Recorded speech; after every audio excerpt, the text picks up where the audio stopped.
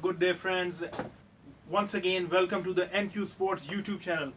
Now we have discussed various varieties of sports shoes. Today it's time to focus our attention towards the golf shoe. Now this is what a golf shoe looks like. You must have come across it in your daily sporting life. Golf shoes come in several variations. The most popular one being the one with the cleats or the spiked golf shoe. Now there are two kinds of spiked golf shoe. One kind of the spiked shoe has steel cleats underneath on the outer sole. The other one has the softer plastic cleats like this one in your picture. In the days gone by, the steel nails, the steel cleats used to be the norm because they provide excellent traction, which is a primary prerequisite for a golf player. But along with providing the traction facility, it has a lot of drawbacks as well. Over the period of time, it was ascertained that the shoe with the metallic or steel cleats on the outer sole can damage the greens, the area, the golf course. It can cause a lot of damage to it because especially when you take into consideration the early morning time or the late evening time, which is the main time when all the golfers go out to the golf course to play some golf.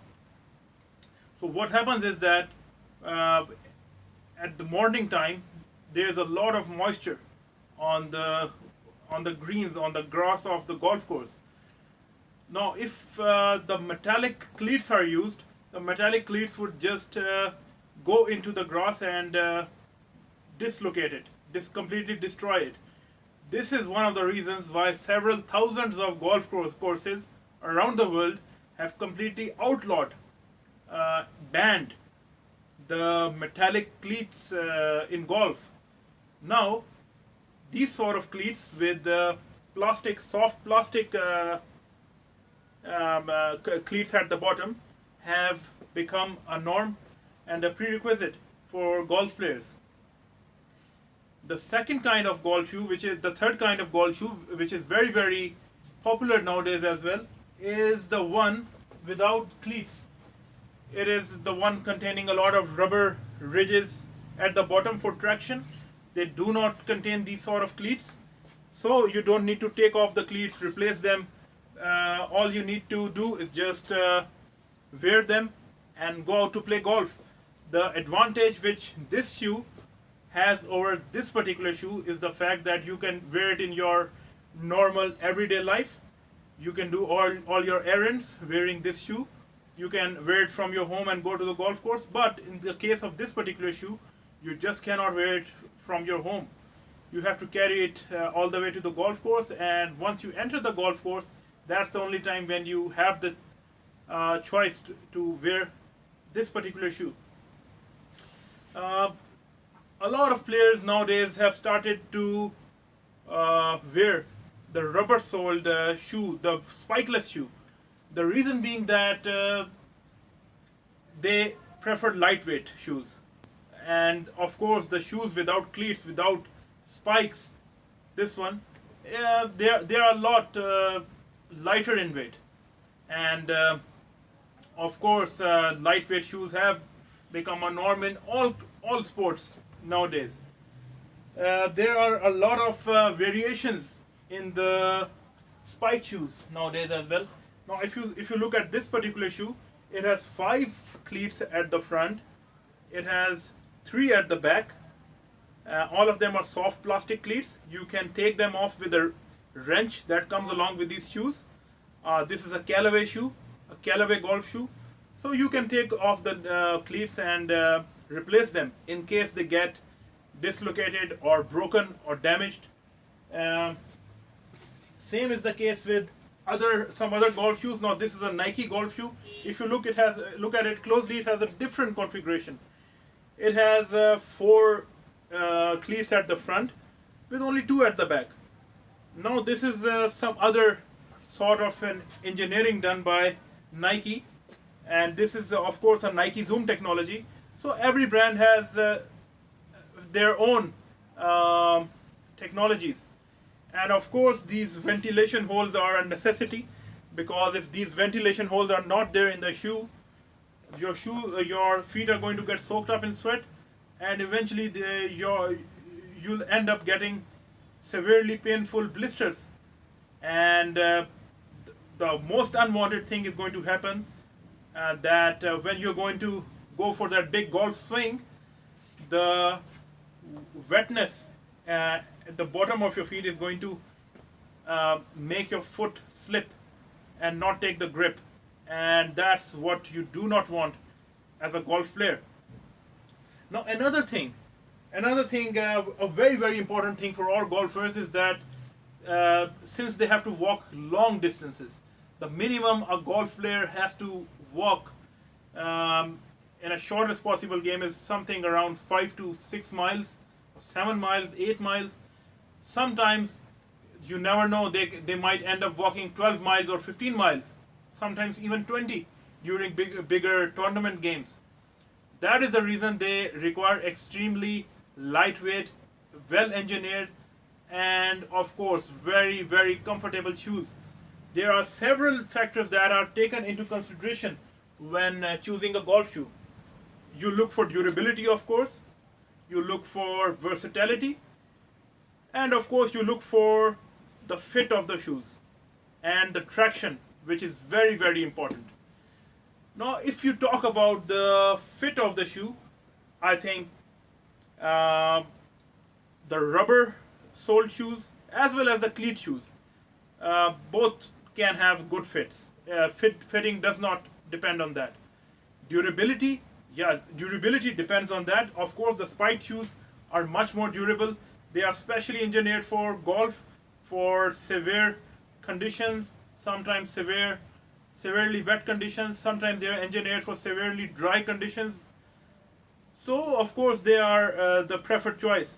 But if you're looking for versatility, then of course you are going to go for the ones with the rubber sole, like these, because you can of course wear them from your home and drive to the golf course. You can wear them in your casual life, you can go out for a walk wearing them, but you cannot go out for a walk wearing these. And now I'll just like to show you another configuration of the golf shoe. Now this one looks like a cleat shoe, like a spiked plastic spiked shoe, just like this one. But in reality, this is not a cleated shoe. These things which you are seeing as cleats are not actually cleats. They are just rubber outgrowths made up of the same material as the rest of the sole. You cannot take these out with a wrench.